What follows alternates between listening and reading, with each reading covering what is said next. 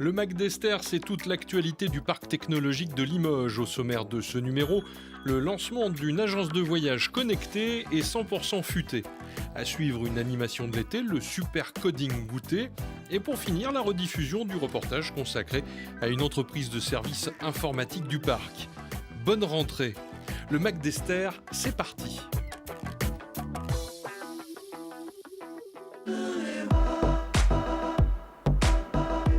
Vivien Giraud lance un nouveau service pour les usagers des transports aériens. C'est high-tech et pratique et c'est Made in Limoges. Quand on est à 2 personnes dans la société et qu'on est vraiment une petite start-up, une toute petite structure, on a besoin d'être accompagné. Alors on peut être accompagné par un aéroport, par exemple, pour notre cas, mais on peut aussi être accompagné, par exemple, par la VRUL, donc qui est l'agence de la valorisation de la recherche universitaire de Limoges, qui nous permet justement donc d'avoir une partie business qu'on n'aurait pas forcément. Et donc du coup d'arriver à mieux cadrer son projet d'un point de vue business mais aussi technique en partie sur certains projets. Tout projet qui rentre à la VRUL a besoin d'être suivi par une partie de l'université de Limoges. Alors nous c'est XLIM avec un professeur justement qui est spécialisé en théorie des graphes. Et donc en fait la théorie des graphes s'applique particulièrement à notre produit parce qu'on a besoin de savoir par où passer, par où faire voyager par exemple une personne qui voudrait partir de Limoges pour aller à Budapest.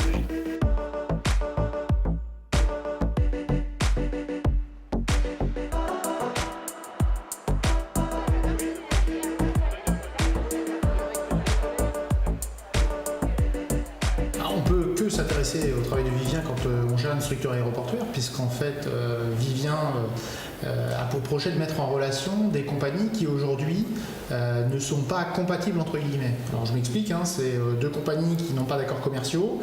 Quand vous faites une recherche sur le net, vous ne les trouvez pas.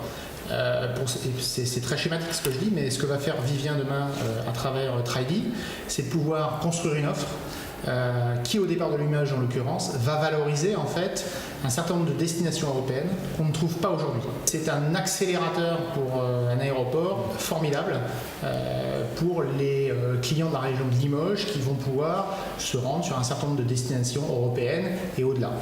On peut le dire devant Laurent Lemercier, est-ce qu'il y a quelque chose que vous auriez totalement loupé s'il n'avait pas été là ? Ah oui, tellement de choses. La vision aéroportuaire déjà. Moi j'ai travaillé pendant quelques années en tant que ce qu'on pourrait dire business traveler, c'est-à-dire j'étais donc à Aix-en-Provence et je prenais l'avion de Marseille pour aller aux États-Unis, Europe, Japon, voilà, toutes les semaines je partais en déplacement. Mais j'avais pas cette vision en fait derrière de comment créer une nouvelle ligne aérienne par exemple. C'est des choses que en tant que client on va dire de compagnie aérienne on ne voit pas. Et lui du coup me donne ces billes-là, le côté qu'est-ce qui peut être intéressant comme données par exemple sur la clientèle. Est-ce que c'est intéressant par exemple des gens qui voyagent, où ils voyagent pour créer une nouvelle ligne, toutes ces choses-là auxquelles je n'avais pas du tout d'idée. Come fly with me, let's fly away. If you can use some exotic booze, there's a bar in far Bombay.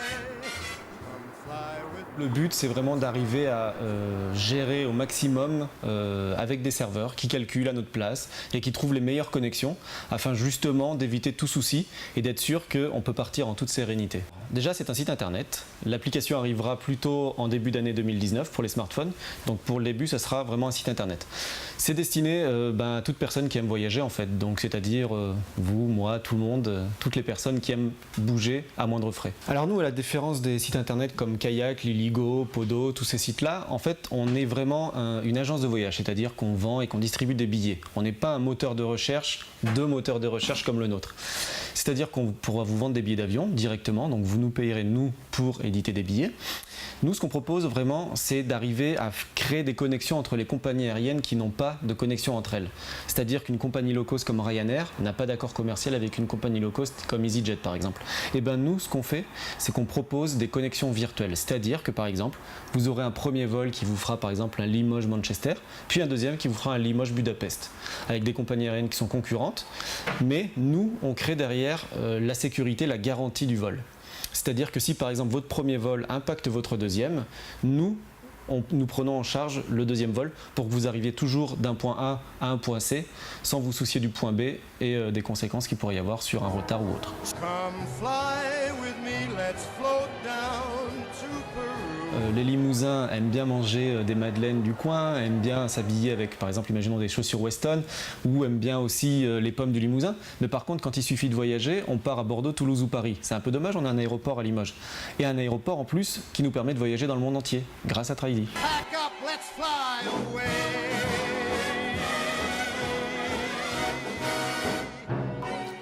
Vous étiez en vacances en juillet? Eh bien, vous avez loupé le super coding goûter. Regardez.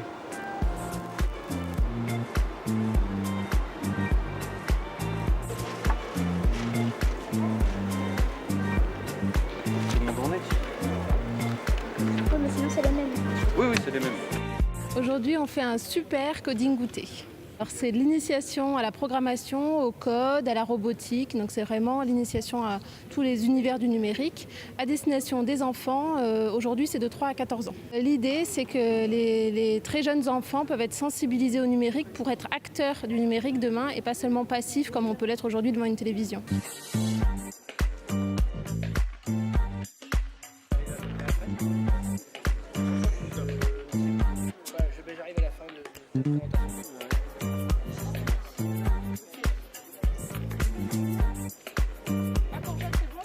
Et tu touches la courgette. Oh, c'est pas mal comme brûler la courgette. Et alors essaye de faire avec cette main les deux en même temps. Tu touches celle-ci. Voilà. Ça passe de l'une à l'autre. Attends. Ah, ça marche pas? Ça marche pas. Ça fonctionne très bien. Alors on va brancher les autres. On va mettre la pastèque. Ok. Ah, c'est moi qui ai la connexion. Et elle est coriace. C'est 7 légumes par jour C'est ça. pour faire les 7 notes. Hein. Pour une belle mélodie. On va comprendre, on va expérimenter, on va tester. C'est vraiment le b.a.-ba. Donc on va faire l'initiation à la programmation sans écran avec des robots Timio.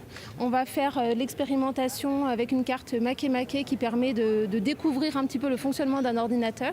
Et il va y avoir également des démonstrations de fabrication additive. Donc c'est ce qu'on appelle imprimante 3D ou stylo 3D pour l'atelier. Il y a différentes entreprises et associations qui sont sollicitées aujourd'hui. Donc on a Team Group Lab qui est une association qui s'est créée à partir de l'entreprise Team Group qui fait de l'animation pour le jeune public avec les robots Timio aujourd'hui et également sur Makemake. C'est des cartes électroniques qui permettent de remplacer l'utilisation d'un clavier. On a également l'entreprise Matrix 3D qui est une entreprise qui est récemment installée à Limoges et qui fait de l'impression 3D et tout un tas de développement 3D. Ça va donc de l'utilisation du stylo à tout un tas de machines de prototypage numérique.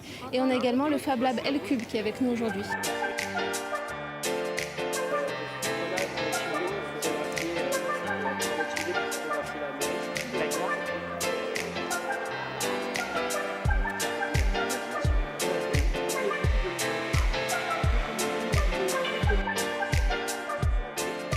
Il faut sensibiliser aussi bien les parents que les enfants en fait. L'idée c'est de ne pas dire aux parents de mettre leurs enfants devant un ordinateur dès 3 ans, c'est pas du tout ça le message, mais de les accompagner pas à pas vers les différentes expérimentations qu'ils vont faire et vers, c'est plus un état d'esprit d'être acteur face aux ordinateurs et face au numérique. Alors ça va se reproduire, c'est pas le premier qu'on fait, on a déjà fait des coding goûter, aujourd'hui on l'organise celui-ci en partenariat avec Limoges Métropole et Esther Technopole pour sensibiliser à la fois le grand public et puis les adhérents de nos différents réseaux. Et on a l'intention d'en faire d'autres, des coding goûter de plus en plus et voir des ateliers peut-être même auprès des périscolaires. Le tonnerre ne vient pas toujours de Brest, ni les autres pièces de votre ordinateur. Regardez Limousin Informatique, c'est du service de proximité. Le soleil est déjà levé, quel plaisir de se réveiller. Les nuages se sont envolés, la belle journée. Demandé un devis pour des tablettes numériques, 14 tablettes, et pour la maintenance du parc informatique existant. Donc ils doivent avoir 3 PC, un vidéoproche, enfin ils ont 2-3 petits matériels. Limousin Informatique est une société née en 2011 et récemment installée à Esther. Son métier, l'infogérance, tout un programme. On se positionne, nous, en tant qu'infogérant, pour les structures qui n'ont pas les moyens en interne. Ça, c'est vraiment pour la partie prestation de services, c'est là qu'on intervient. Après, on a une partie effectivement fourniture de matériel et de consommables qui est relativement importante, du négoce tout simplement. C'est un secteur concurrentiel et encore pas tant que ça chez nous. Parce qu'au niveau de l'informatique, effectivement, on peut se dire qu'il y a beaucoup de sociétés. Il y a de tout et de rien. Et c'est vrai qu'après, quand on arrive à un certain déjà niveau de compétence par rapport à un certain type de clientèle également, ça trie. Et on se rend compte qu'on n'est pas si nombreux que ça sur notre créneau. Chacun a son créneau, oui, plus ou moins de spécialité. Donc c'est vrai que Nicolas, lui, c'est vraiment sur la partie commerciale. Hein. Voilà. Et puis moi et Laurent, à la base, oui, on est plutôt sur la partie technique.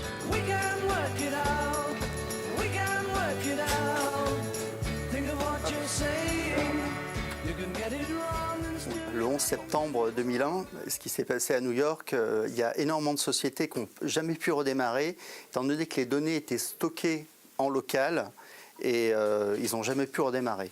Donc après, c'est la technique évoluant, on a commencé à faire de la sauvegarde dans ce qu'on appelle le cloud, qui permet de sauvegarder en fait ces données à l'extérieur, donc souvent sur des data centers qui sont super sécurisés. Dans les solutions qu'on préconise chez les clients, le cloud est sauvegardé sur un data center.